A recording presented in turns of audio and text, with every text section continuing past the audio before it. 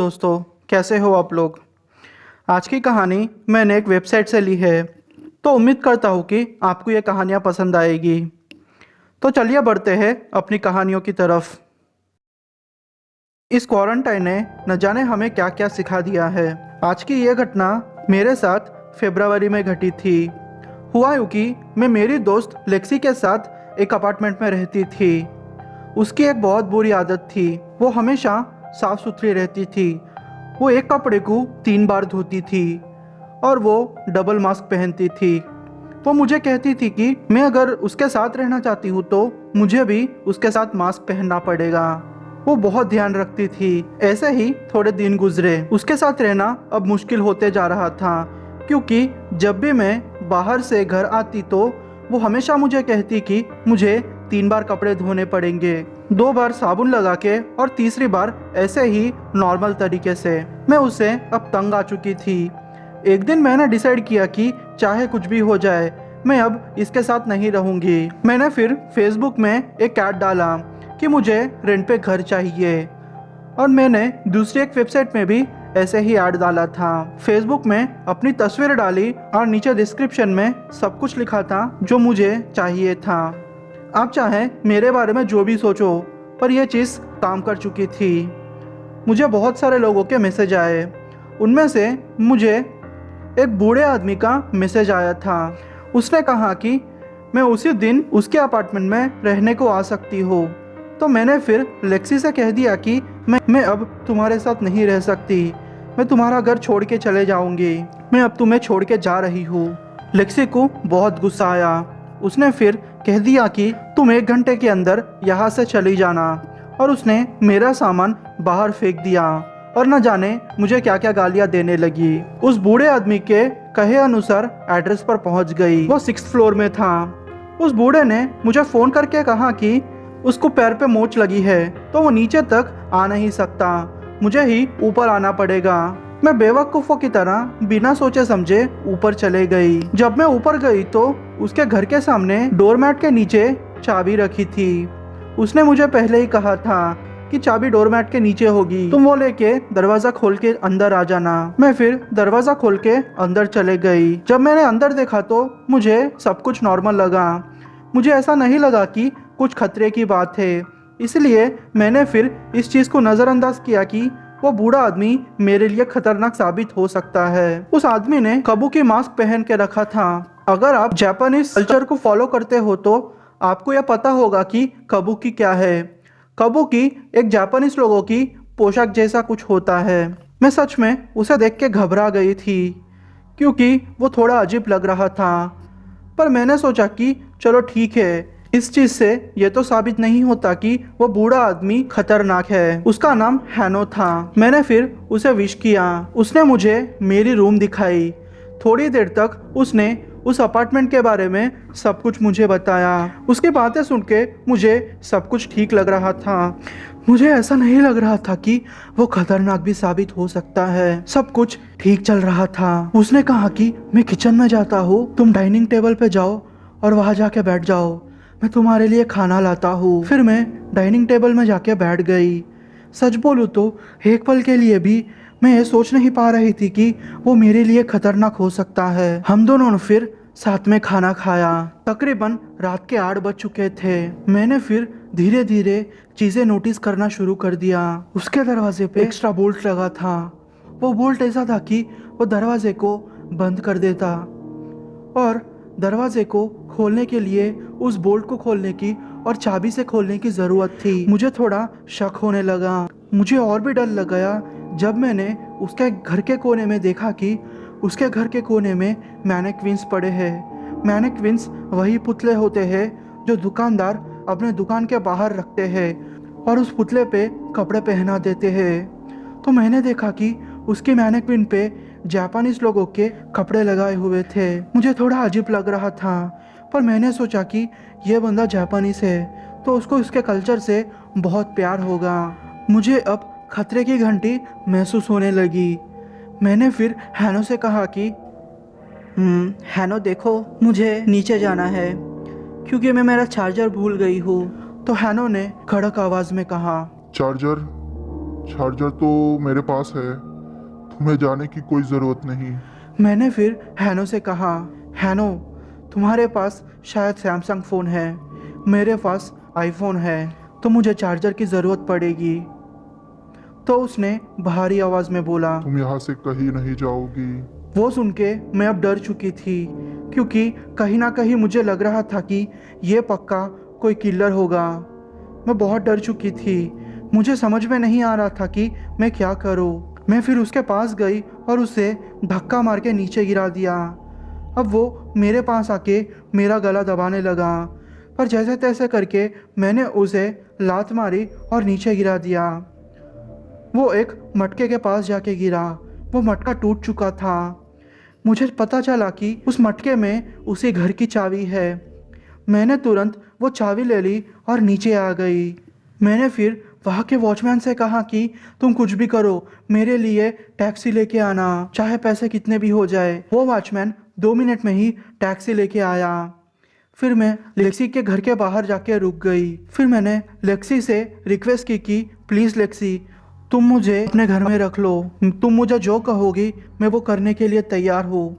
Lexi पहले तो नहीं मानी, पर जब मैंने उसे ये सब कुछ चीज़ें एक्सप्लेन की तो वो मान गई। फिर लेक्सी ने उस आदमी के बारे में मुझे बताया कि उस आदमी के अपार्टमेंट में जो भी गया है वो अब तक वापस नहीं लौटा। पुलिस ने भी बहुत सारी इन्वेस्टिगेशन की, पर पुलिस को कुछ ना मिलने पर उन्होंने उस बूढ़े को छोड़ दिया था। मैं ये जान के हैरान थी कि उस बूढ़े आदमी ने मेरी पेंटिंग बनाई रखी थी। पता नहीं वो बूढ़ा आदमी मुझे कब से फॉलो कर रहा था। मैं ये सुन के बहुत डर गई जब मैंने पुलिस में रिपोर्ट की और मुझे पता चला कि वो बूढ़ा आदमी मेरे अपार्टमेंट के बाहर 5-6 बार दिख चुका है। मैं बहुत डर चुकी थी। ये सारी चीज़ें मुझे बाद में पता चली। अगर मुझे पहले से ही पता होती तो मैं उस बूढ़े के अपार्टमेंट में कभी नहीं जाती। ये घटना मेरे साथ तब घटी जब मैंने हाई स्कूल पूरा कर दिया था और कुछ ना कुछ छोटा मोटा काम करने के लिए पास ही के एक स्टोर में काम करती थी। स्टार्टिंग में तो सब कुछ ठीक था, पर थोड़े टाइम के बाद मुझे सिगरेट वाले डिपार्टमेंट में मैनेजर ने पोजीशन दी थी। मुझे पहले तो थोड़ा अजीब लग रहा था, क्योंकि मैं एक लड़की थी और सिगरेट का बेचना मुझे सही नहीं लग रहा था। पर मैंने सोचा कि पैसे कमाने हैं तो यहाँ रुकना ही पड़ेगा। मैं फिर ऐसे ही 2-3 महीने काम करने लगी। मैं अब अच्छी तरीके से उस काम में जम चुकी थी। थोड़े टाइम के बाद एक टीनेज लड़का स्टोर पे आया और मुझे सिगरेट के लिए पूछने लगा। मैंने पहले तो उसे आईडी पूछने की कोशिश की, वो डर गया था, वो फिर भाग गया। ये सिलसिला 2-3 बार चलते रहा। आपको पता ही होगा कि ऐसी चीज़ों के लिए आईडी की ज़रूरत होती है। वो फिर थोड़े दिनों के बाद फिर से सिगरेट के लिए आ गया। उसने कहा कि प्लीज़, मैं तुम्हें एक्स्ट्रा पैसे देने के लिए तैयार हूँ, मुझे सिगरेट दे दो। तुम्हें पता नहीं इस चीज़ की मुझे लत लग चुकी है और मैं इसे छोड़ नहीं सकता। ना चाहते हुए भी मैंने बिना आईडी के उसे सिगरेट दे दी। ऐसे ही थोड़े दिनों तक चलते रहा। वो मेरे पास आता, मुझसे बातें करता और सिगरेट लेता और वहाँ से चल जाता। मुझे पहले तो सब कुछ नॉर्मल लग रहा था। मुझे इसे फील नहीं हो रहा था कि इससे मुझे खतरा भी हो सकता है। पर चीज़ें धीरे धीरे बदतर होना शुरू कर दी। मुझे एक दिन उसी लड़के का रिक्वेस्ट आता है। मुझे लगा कि इसकी रिक्वेस्ट एक्सेप्ट करूँगी तो मुझे कुछ नहीं होगा। मैंने उसकी रिक्वेस्ट एक्सेप्ट कर ली थी। हम ऐसे ही चैट करते रहते। वो दुकान पे आता, वो मुझसे नॉर्मली बात करता और चला जाता।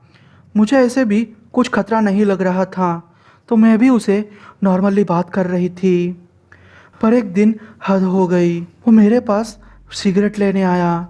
मैंने फिर उसे मना कर दिया। मैंने कहा कि अगर मैं पुलिस को बुलाऊंगी तो तुम्हें जुवेनाइल में तुम्हें जाना पड़ेगा, क्योंकि मैं डर चुकी थी। क्योंकि अगर मैंने मैनेजर को इस चीज़ के बारे में पता चलता तो वो मुझे नौकरी से निकाल देता। चीज़ें अब बदतर होने लगी थी, क्योंकि उसने मुझे धमकी भरे मैसेजेस भेजना शुरू कर दिया था। पहले तो मैंने सोचा कि यह बच्चा है तो क्या ही कर लेगा। फिर उसने मेरा पीछा पार्किंग लॉट तक करना शुरू कर दिया वो पार्किंग लॉट तक आता और वहीं से रिटर्न हो जाता। मैंने मैनेजर से इसके खिलाफ कंप्लेंट की। मैनेजर ने फिर पुलिस को बुलाया। हम लोगों ने सीसीटीवी फुटेज चेक की, पर वो शायद कुछ ज़्यादा ही स्मार्ट था। उसे पता था कि सीसीटीवी कहाँ लगी हुई है और उसकी एंगल्स कैसी है। उसने अपना फेस कवर कर लिया था। वो एक भी सीसीटीवी में अपना फेस नहीं दिखाया था। ऐसे ही 2-3 बार कंटिन्यू होता रहा। मैं डर चुकी थी। मुझे समझ में नहीं आ रहा था कि ये चीज़ें कब रुकेगी, क्योंकि मेरा बाहर निकलना भी मुश्किल हो गया था, क्योंकि वो कभी कभी मेरे घर आ जाता और मुझे डराता। मुझे समझ में नहीं आ रहा था कि मैं क्या करूं। एक दिन तो कुछ ज़्यादा ही हद हो गई।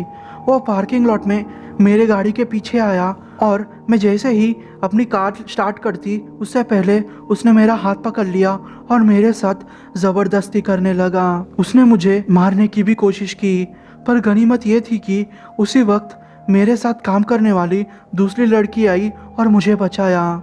इस बार तो प्रूफ भी था। पुलिस वालों ने उसे अरेस्ट कर लिया था और जुवेनाइल में भेज दिया था। तब जाके मेरी जान छूटी। ये घटना मेरे साथ तब घटी जब मैं हाई स्कूल में पढ़ती थी।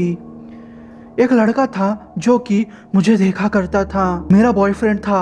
मैं उसे डेट भी करती थी। तो इस लड़के का कोई भी चांस नहीं था। उस लड़के को भी मेरे बॉयफ्रेंड के बारे में पता था।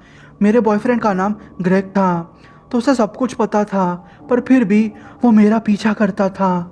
वो मुझे ही देखा करता था। जब मेरे आसपास दूसरे लोग होते तो वो मुझे नहीं देखता था और मेरा पीछा भी नहीं करता था, पर जब भी मैं अकेली होती तो मेरे पास आने का ट्राई करता। मुझे सब कुछ नॉर्मल ही लगा, क्योंकि मुझे लगा कि शायद वो लड़का मुझसे बात करने की कोशिश कर रहा है। मैंने नज़रअंदाज किया। फिर एक रात की बात है, उस लड़के का मुझे रिक्वेस्ट आया। मैंने सोचा उसकी रिक्वेस्ट एक्सेप्ट करने में कोई प्रॉब्लम नहीं। मैंने फिर उसकी रिक्वेस्ट एक्सेप्ट कर ली। उसने कहा कि वो लड़की उससे बात करना चाहता है, क्योंकि उसकी कोई भी दोस्त नहीं है। और ये बात भी सच थी। वो लड़का बहुत अच्छा पढ़ता था क्लास में और लोगों को भी उसके ऊपर कुछ ज़्यादा ही अच्छा इम्प्रेशन था, पर उससे कोई भी बात नहीं करता था क्योंकि वो लड़का अजीब था। फिर हुआ यूँ कि मैंने उसके साथ अच्छे से चैट की। फिर मैंने कहा कि अब मुझे सोना चाहिए। मैंने फिर उसे गुड बाय कह के लॉग आउट करके सोने लगी। मेरी एक बुरी आदत है, मैं हमेशा अपना फ़ोन ऑफ करके सोती थी। उस रात भी ऐसे ही हुआ। जब दूसरे दिन मैं उठी तो मैं शॉक्ड हो गई, क्योंकि उसी लड़के के मुझे 300 मैसेजेस आए हुए थे। मैं वह देख के शॉक्ड हो चुकी थी। मैसेजेस 300 से ऊपर थे, पर रफली मैं कह सकती हूँ कि उसके मैसेजेस 300 थे। मैंने उसके मैसेजेस पढ़ने की कोशिश की। पहले तो वो मुझे उसके बारे में कहने लगा कि वो कैसा पढ़ता है, उससे कोई क्यों बात नहीं करता। फिर वो धीरे धीरे मुझे गालियाँ देने लगा। मुझसे कहने लगा कि मैं उसके मैसेज का रिप्लाई क्यों नहीं दे रही। फिर उसने मुझे धमकी दी कि वो मेरे बॉयफ्रेंड को और मेरे पेरेंट्स को मार डालेगा। मुझे डर लग गया था। उसने फिर धमकी भरे मैसेजेस कंटिन्यू किए थे। वो मेरे बारे में भी न जाने कुछ ना कुछ बोल रहा था। मैंने फिर मेरा फेसबुक अकाउंट डिलीट कर दिया और दूसरे दिन से उस लड़के को इग्नोर करने लगी। वो लड़का मेरे अड़ोस पड़ोस में ही रहता था, फिर भी मैंने उस पर ज़्यादा ध्यान नहीं दिया। वो लड़का मेरे करीब आने की कोशिश करता। मैंने ग्रेग को भी इसके बारे में बोला था। उसने कहा कि तुम चिंता मत करो, मैं तुम्हारे आसपास ही रहूँगा। जब भी तुम अपनी कार तक पहुँचोगी मैं तुम्हारे साथ ही रहूँगा, तुम चिंता मत करना। पर सिर्फ यह ग्रेग की बातें थी। वो हमेशा कहीं ना कहीं काम में अटक जाता और उसी टाइम पे ये लड़का मेरा पीछा करता और मुझे छूने की कोशिश करता और आखिरकार उसे चांस मिल गया था। उसने मुझे धक्का दे दिया और कहा कि मुझे माफ़ कर दो, मैं उस दिन बहक गया था। मुझे लड़कियों से कैसे बात करते हैं पता नहीं। प्लीज़ तुम मेरी रिक्वेस्ट एक्सेप्ट कर लो, मैं तुम्हें फिर से रिक्वेस्ट भेजूँगा। प्लीज़ मेरी रिक्वेस्ट एक्सेप्ट कर लो। मैंने उसे मना कर दिया। मैंने फिर स्कूल में इसकी कंप्लेंट की, पर किसी ने मेरी बात नहीं मानी। वो लड़के की रेपुटेशन स्कूल में अच्छी थी, तो किसी ने भी मेरी बात नहीं मानी। उल्टा उस लड़के ने ही मुझे फंसा दिया कि मैं उसका पीछा करती हूँ और उसको कई गिफ्ट देने की कोशिश करती हूँ। पर वो लड़का नहीं लेता। वो लड़का मुझे ऐसे ही थोड़े दिनों तक फॉलो करता रहा। एक दिन तो हद हो गई कि वो मुझे मेरे वॉशरूम तक फॉलो करने लगा। मैंने इसके बारे में प्रिंसिपल से कंप्लेंट की, पर उस लड़के ने बाजी पलट दी। उस लड़के ने कहा कि मैं उसे सताती हो और उसे गंदे गंदे मैसेज करती हो, मुझसे कई चीज़ें चोरी करती है, और आज तो हद हो गई। उस लड़की ने मेरा एक नेकलेस मेरे घर से चुराया है। लोगों ने उसकी बात भी मान ली, क्योंकि वो बात मनवाने में भी बहुत मशहूर था। क्योंकि मैं वॉशरूम के अंदर से बाहर आ चुकी थी और वो मेरा वेट कर रहा था, तो लोगों को लगा कि मैंने सच में उस नेकलेस को फ्लश कर दिया है। किसी को मेरी बातों पे भरोसा ही नहीं था। मैं क्या करती, मेरे पास कोई ऑप्शन नहीं था। मुझे स्कूल से 2 दिनों के लिए सस्पेंड कर दिया गया था। मैं अब पक चुकी थी। मैंने सोचा कि मैं अब कुछ भी करके इसका सॉल्यूशन ढूंढूंगी, पर मैं ट्राई करती और फेल होती। ग्रेग को भी सब कुछ पता था, वो भी कुछ भी नहीं कर पा रहा था। स्कूल में उसने ऐसी बातें फैला दी कि मैं उसके साथ सोती हूँ और उसके साथ ही मेरा रिलेशन है। हम लोगों को भी भरोसा हो चुका था, और बुरी बात तो यह थी कि ग्रेग को भी इसके बारे में पता चल गया था, और वो भी कहीं ना कहीं मुझ पे शक करने लगा था, क्योंकि वो लड़का फ़ोटोशॉप करके ग्रेग को भी वो सारी तस्वीरें भेजता था। मेरी ज़िंदगी तो जैसे बदतर हो चुकी थी। मुझे समझ में नहीं आ रहा था कि मैं अब क्या करूं। मैं टूट चुकी थी। मैंने फिर डिसाइड किया कि ये टाउन ही छोड़ दूंगी। मेरे पेरेंट्स के साथ मैं दूसरे टाउन में चले गई। मेरे पेरेंट्स को भी ये सब कुछ पता था, पर वो कुछ भी नहीं कर पा रहे थे। मैं फिर दूसरे टाउन में चले गई। मैंने मेरे सारे सोशल मीडिया अकाउंट्स तभी डिलीट कर दिए थे, क्योंकि उसके बाद भी मुझे कई रिक्वेस्ट अनजान लोगों से आते थे। मैंने फिर हिम्मत करके नया अकाउंट बनाया और नई डेटिंग प्रोफाइल भी बनाई। मुझे एक लड़के का मैसेज आया। उसने कहा कि वो लोकल के एक रेस्टोरेंट में मुझसे मिलना चाहता है। मुझे इसमें कुछ गलत नहीं लगा, क्योंकि मैं मेरी लाइफ में सब कुछ सॉल्व करना चाहती थी और नई शुरुआत करना चाहती थी। तो मैं इस लड़के को मिलने चले गई। मैंने सोचा कि कोई अच्छा लड़का होगा।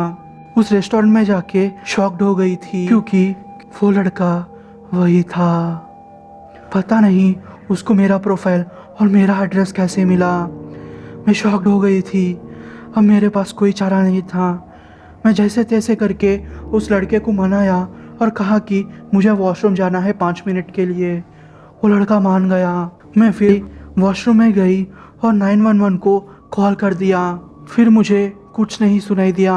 5 मिनट में 911 वाले आए और मुझे बाद से उस लड़के की चिल्लाने की आवाज़ सुनाई दी, और वो लड़का 911 वालों से मारपीट कर रहा था। बस उसके बाद से मेरी लाइफ बदल गई। सब कुछ नॉर्मल होने लगा। मेरी लाइफ अब अच्छी हो चुकी है। हेलो गाइस, मेरा नाम मेघन है और मैं कनाडा की रहने वाली हूँ। ये घटना मेरे साथ कुछ टाइम पहले घटी थी। हुआ यूँ कि मुझे फेसबुक पे एक रिक्वेस्ट आई थी। वो एक लड़के की रिक्वेस्ट थी। मैंने जब उस लड़के की प्रोफाइल चेक की तो उस प्रोफाइल में लड़का बहुत ही अच्छा दिख रहा था। मेरे वैसे कोई दोस्त नहीं थे। सब लोग मुझे अवॉइड करते थे, क्योंकि मेरी हाइट छोटी थी। इसकी वजह से मेरे कोई ज़्यादा दोस्त भी नहीं थे। जब मुझे इस लड़के की रिक्वेस्ट आई तो मैं बहुत ही खुश हो चुकी थी। मुझे लगा कि ये लड़का शायद मुझे पसंद करता होगा। मैंने रिक्वेस्ट एक्सेप्ट कर ली। धीरे धीरे हम लोग चैट करने लगे। हम दोनों के बीच में रिलेशनशिप अच्छी हो गई थी। हम दोनों एक दूसरे के बारे में कुछ ज़्यादा ही जान चुके थे। हमने फिर एक दिन डिसाइड किया कि क्यों ना हम लोग स्काइप की आईडी एक्सचेंज कर ले, जिससे कि हम दोनों एक दूसरे से वीडियो कॉल पे बात कर सकते हैं। पहले तो उस लड़के ने मना कर दिया। मुझे लगा कि शायद ये लड़का कंफर्टेबल नहीं होगा, पर मेरे फोर्स करने के बाद उस लड़के ने आखिरकार मान लिया। हम दोनों ने जब पहली बार स्काइप पे बात की थी तो उस लड़के ने मुझसे अच्छे से बात नहीं की थी और उस लड़के ने अपना फेस भी नहीं दिखाया था। वो लड़का अंधेरे में ही एक कोट पहन के मुझसे बात कर रहा था, जैसे कि कोई हैकर हो वो ऐसे बिहेव कर रहा था। वो मुझसे स्काइप पे अच्छे से बात नहीं करता था, पर जब बात चैट की आती थी तो वो मुझसे बहुत अच्छा बात करता था। मुझे तो स्टार्टिंग से ही अजीब लग रहा था, पर मुझे समझ में नहीं आ रहा था कि ये चक्कर क्या है, क्योंकि वैसे तो बहुत अच्छा लड़का था। उसने कभी मुझे किसी चीज़ के लिए फोर्स नहीं किया था। तो मैंने सोचा कि आखिरकार मुझे मेरा प्यार मिल गया है। हम दोनों को अब 3 साल हो चुके थे। हम ऐसे ही स्काइप पे और फेसबुक पे चैट किया करते थे। हम दोनों को एक दूसरे की कंपनी बहुत पसंद आती थी, पर चीज़ें अब से बिगड़ना शुरू हो गई। एक दिन जब मैं ऐसे ही इंटरनेट स्क्रॉल कर रही थी तो मुझे फेसबुक के एक अकाउंट में कई लड़कियों की तस्वीरें मिली। उनमें से मेरी भी एक तस्वीर थी और नीचे लिखा हुआ था कि अगर इस लड़की की आपको गंदी पिक्स चाहिए तो इस नंबर पे कांटेक्ट कीजिए। सच बोलूँ तो वो देख के मैं बहुत डर गई थी, क्योंकि मैंने कभी नहीं सोचा था कि ये सब कुछ मेरे साथ भी हो सकता है। मैंने मेरी पिक्स किसी को नहीं भेजी थी, पर मुझे सडनली याद आया कि मैंने वो पिक्स वही लड़के को भेजी थी। अब मेरा दिल टूट चुका था। मुझे समझ में नहीं आ रहा था कि अब मैं क्या करूं, क्योंकि जिस लड़के से मैं इतना प्यार करती थी और इतना भरोसा करती थी, उस लड़के ने मेरी तस्वीरों को ऑनलाइन में बेचने के लिए रख दिया था। मैं बर्दाश्त नहीं कर पा रही थी कि ये मेरे साथ हुआ है, पर चीज़ें तो अब और बिगड़ने लगी। मेरे नंबर पे बहुत सारे अनजान लोगों के कॉल्स आने लगे। कोई भी कॉल करता तो गंदी गंदी बातें मुझसे करने लगता। मुझे समझ में नहीं आ रहा था। मैंने मेरे मम्मी पापा से कुछ भी नहीं कहा था, क्योंकि मेरी उम्र सिर्फ 18 साल थी। मुझे डर था कि मेरे मम्मी पापा उल्टा मुझे ही ना डांटे। मैंने उस लड़के को इस चीज़ के बारे में बताया नहीं, क्योंकि मैं पक्का श्योर होना चाहती थी कि ये सब कुछ उसी लड़के ने किया है और उसे रंगे हाथ पकड़ना चाहती थी। तो हुआ यूँ कि एक दिन उस लड़के का मुझे सामने से स्काइप वीडियो कॉल आया। मैंने नॉर्मली उसका कॉल उठाया। उस लड़के ने कहा कि उसको मुझे देखने का मन कर रहा है। मैं वैसे ही नॉर्मल बिहेव कर रही थी। फिर उस लड़के ने मेरी पिक मांगी। मैंने इस बार मेरी तस्वीर नहीं भेजी उसे। मैंने उसे कहा कि तुम्हें अपना चेहरा दिखाना होगा, वरना मैं तुमसे बात करना बंद कर दूंगी और तुम्हें ब्लॉक कर दूंगी। वो लड़के को इस चीज़ से कोई फ़र्क नहीं पड़ा। उसने डायरेक्ट कॉल कट कर दिया और थोड़ी देर बाद मुझे मैसेज आता है कि वो मेरी तस्वीरें और मेरी चैट सोशल मीडिया पे लीक कर देगा। ये सुन के तो मैं बहुत डर गई थी, क्योंकि मुझे बदनामी का बहुत डर लग रहा था। मैं बहुत डर गई थी। वो लड़का अब मुझे ब्लैकमेल कर रहा था। मुझे समझ में नहीं आ रहा था कि मैं क्या करूं। मैं धीरे धीरे उसकी सारी बातें मानती गई। उसने फिर कहा कि तुम मुझे मिलने आओ। मैं तैयार नहीं थी, पर फिर भी क्या करती। डर की वजह से मैंने उसकी बात मान ली। उसने मुझे कहा कि जहाँ मेरा घर है उससे तकरीबन 1 किलोमीटर दूर एक ग्रॉसरी स्टोर पड़ता है, उसके बाहर तुम मुझे मिलने आना। उसने मुझे शाम के 7 बजे बुलाया था। मैं भी शाम के 7 बजे जाने के लिए तैयार हो गई। मैं पूरी तैयारी करके अपने घर से निकली थी। मैंने मेरे हाथ में एक चाकू लिया हुआ था और एक स्टन गन भी ली थी, ताकि कोई प्रॉब्लम हो तो मैं उसका यूज़ कर सकूं। मैं फिर ग्रॉसरी स्टोर पहुंच गई। मुझे ग्रॉसरी स्टोर के पास में ही एक खाली जगह पे कार दिख रही थी। उस कार में से एक आदमी ने अंदर आने का इशारा किया। अब मैं डर चुकी थी, क्योंकि मैंने जिसे चैट किया था वो तो लड़का था। पर जब मैं पास गई तो वहाँ एक आदमी अंदर बैठे मुझे अंदर आने को कह रहा था। मैं अब डर चुकी थी, क्योंकि वो एक 40 साल का बूढ़ा आदमी था। मुझे बहुत डर लग रहा था। मैं फिर वहाँ से भाग के अपने घर आ गई और डर के मारे मैंने मेरे पेरेंट्स को सब कुछ बता दिया। पहले तो मेरे मम्मी ने डांटा मुझे, पर मेरे पापा ने मुझसे कहा कि इतनी बेवकूफ़ी तुम कैसे कर सकती हो। फिर उन्होंने मुझे प्यार से समझाया और फिर पुलिस में कंप्लेंट कर दी। पुलिस में कंप्लेंट करते ही 3-4 दिनों के बाद वही आदमी को पुलिस ने पकड़ लिया था। जब पूछताछ की तो पता चला कि वो आदमी लड़कियों की तस्वीरों को ऑनलाइन बेचता था और पैसे कमाता था, और छोटी उम्र की लड़कियों से वो दुष्कर्म करता था।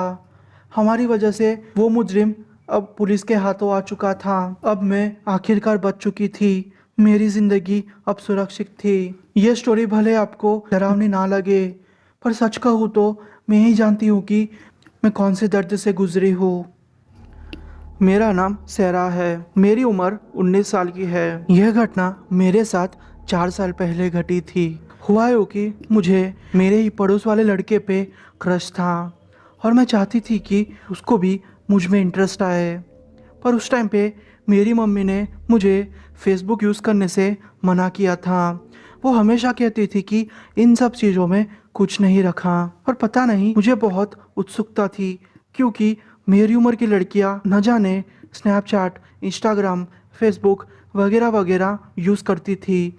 तो मुझे भी कहीं ना कहीं उत्सुकता हुई कि ये चीज़ होती कैसी है। थोड़ी ही टाइम पे उस लड़के के माँ बाप का दूसरे शहर में ट्रांसफ़र हो गया। मुझे बहुत दुख हो रहा था कि मैं उसे ठीक से अलविदा भी नहीं कह पाई और उससे बात भी नहीं कह पाई। ऐसे ही थोड़ा टाइम बीत गया। तकरीबन 6 महीने के बाद मैंने मेरी मम्मी को बिना बोले फ़ोन में फेसबुक अकाउंट क्रिएट किया। और मेरी किस्मत इतनी अच्छी थी कि क्रिएट करने के थोड़े दिनों में ही मुझे उसी लड़के से फ्रेंड रिक्वेस्ट आई। मेरी तो खुशी का ठिकाना ही नहीं था। मुझे बहुत अच्छा महसूस हो रहा था। मैंने सोचा कि शायद इस लड़के को भी मुझ में इंटरेस्ट है। हम लोग फिर चैट करने लगे। हम लोग ऐसे ही रात रात भर चैट करने लगे। थोड़े दिनों के बाद मुझे एक अजीब सा मैसेज आया। वो मैसेज उसी लड़के के फेसबुक अकाउंट से था। वो मैसेज कुछ ऐसा था, इतने दिन तक जिनसे तुमने बात की वो अकाउंट को मैंने हैक कर दिया है। मैं तुम्हारा नाम, तुम्हारा पता, तुम्हारे बारे में सब कुछ जानना चाहता था, इसलिए मैंने इस लड़के का अकाउंट हैक कर दिया और तुम्हें फ्रेंड रिक्वेस्ट भेजी। वो सुन के मेरा डर 7वें आसमान पर था, क्योंकि मैंने मुझसे रिलेटेड सब कुछ चीज़ उसके साथ शेयर की थी। मैंने मेरे थोड़े पिक्चर्स भी उस अकाउंट में उसके साथ शेयर किए थे। मैंने सोचा कि वो लड़का मेरे साथ मजाक कर रहा है। फिर मैंने भी इसके बारे में ज़्यादा नहीं सोचा। मैंने कहा कि अच्छा ऐसा है तो तुम्हारी कोई तस्वीर भेजो। तुरंत ही उसने एक तस्वीर भेजी। उस तस्वीर में कोई लड़का नहीं था। उस तस्वीर में एक 50 साल का बूढ़ा आदमी था। वो एकदम पतला सा था। वो देख के तो मेरी धड़कनें तेज हो गई। मैंने सोचा कि ये लड़का पक्का मेरे साथ कोई प्रैंक कर रहा है। मैंने कहा अब मजाक बंद करो, मजाक की भी कोई हद होती है। फिर उसने कुछ भी नहीं कहा। मैंने भी ज़्यादा नहीं सोचा इसके बारे में। फिर मैं सो गई। तकरीबन रात के 1 बजे मुझे किसी अननोन नंबर से कॉल आया। जब मैंने वो कॉल उठाया तो वो कॉल किसी आदमी का था। मैं इतना डर गई थी कि मैं थोड़ी देर के लिए बेहोश हो गई थी। जब मेरी आँख खुली तो तकरीबन 3 बज चुके थे। मैंने फिर मेरी मम्मी को सारी बातें बताई। मेरी मम्मी ने पहले तो मुझे डांटा, पर कहा कि मुझे वो अकाउंट की सारी डिटेल्स दे दो और जो भी तुम्हारे बीच चैट्स है वो मुझे प्रिंट करके पेपर्स में दे दो, मैं देख लूँगी, तुम चिंता मत करना। दूसरे दिन मैं स्कूल चले गई। मेरी मम्मी का उस दिन वर्क फ्रॉम होम था। जब मैं घर लौटी तो मेरी मम्मी डरी हुई थी।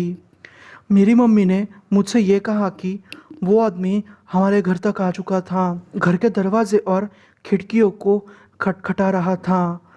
वो आदमी अंदर घुसने की कोशिश कर रहा था। तब उन्होंने पुलिस को कॉल कर दिया। पुलिस का सायरन सुनते ही वो आदमी भाग गया। पर उसके भागने से पहले मेरी मम्मी ने उसके वैन का नंबर नोट कर लिया था और वही वैन के नंबर को पुलिस को दे दिया। पुलिस ने उस वैन का पीछा कर दिया और उसको पकड़ लिया। जब उन्होंने पूछताछ की तो मालूम हुआ कि वो लड़कियों की तस्करी करता था और छोटी उम्र के लड़कियों को दूसरे देशों में बेचता था और पैसे कमाता था।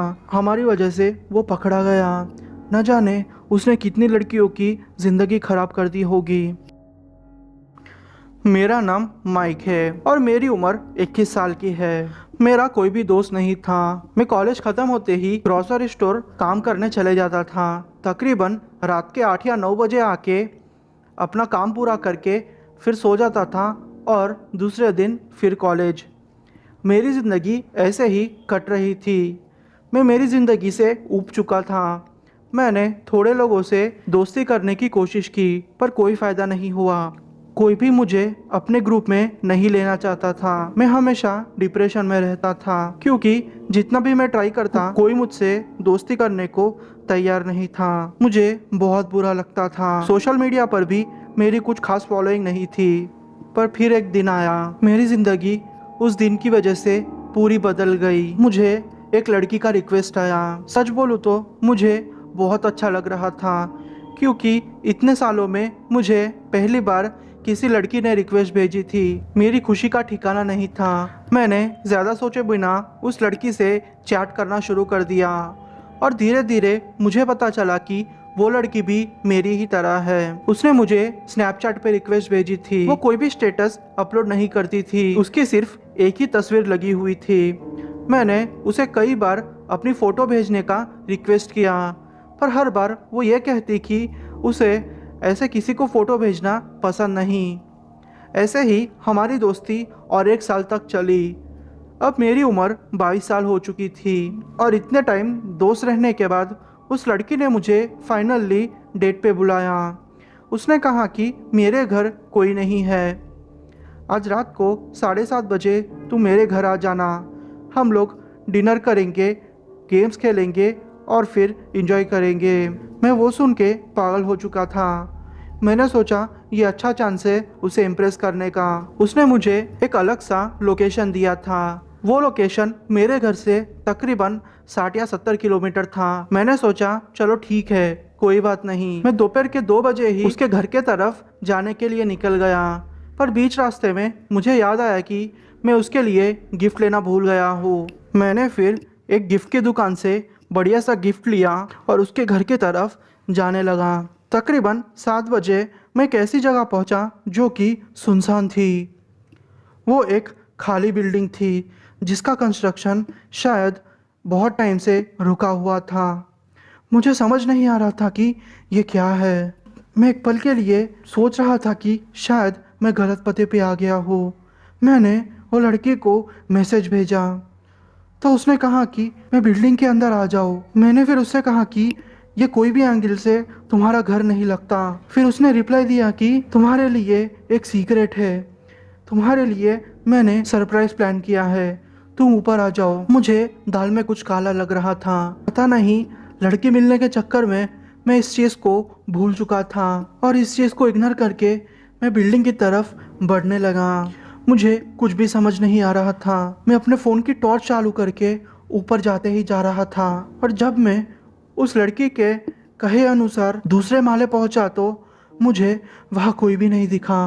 मैं बहुत डर चुका था। अचानक पीछे से 2 हट्टे कट्टे आदमी आए और मेरा गला पकड़ लिया और उन्होंने मुझसे पैसों की डिमांड की। मैं डर चुका था। मुझे समझ नहीं आ रहा था कि मैं अब क्या करूं। मैंने फिर बोला कि मैं यहाँ मेरी गर्लफ्रेंड से मिलने आया हूँ, तुम लोग कौन हो? तो वो लोग हंसने लगे और कहा कि कौन सी गर्लफ्रेंड? फिर उन्होंने वही चैट उनके फ़ोन में दिखाई। मेरे साथ धोखा हुआ था। मैं ये विश्वास नहीं कर पा रहा था कि मेरे साथ धोखा हुआ था और जिस लड़की से मैं इतने टाइम बात करता था वो एक लड़का निकला और वो भी चोरी करने वाला। मैं बहुत डर चुका था। मुझे कुछ भी समझ नहीं आ रहा था कि मैं क्या करूं। पर मैंने सोचा कि आखिरी बार ट्राई करता हूँ वरना ये लोग मुझे मार देंगे।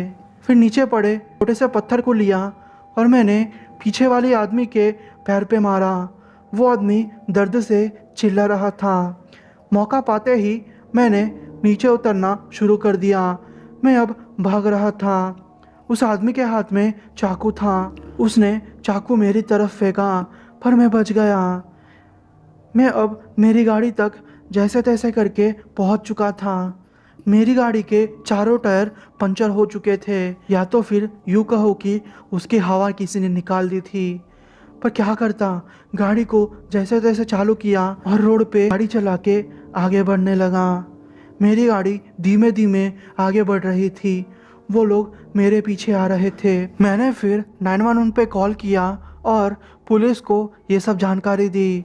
उन्होंने कहा कि तुम ऐसे ही आगे बढ़ते रहो। पर अचानक मेरे फ़ोन की बैटरी डेड हो गई। मेरे पास 50-50 चांस था कि मैं या तो फिर बच जाऊंगा या तो फिर मर जाऊंगा।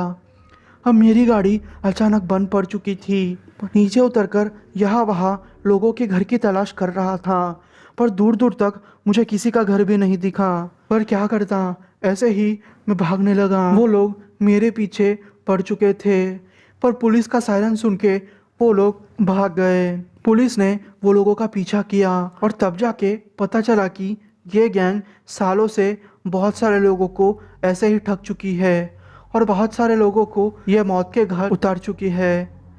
मेरी किस्मत अच्छी थी कि मैं मरने से बच गया, वरना मैं आपको ये स्टोरी सुनाने के लिए जिंदा ना होता।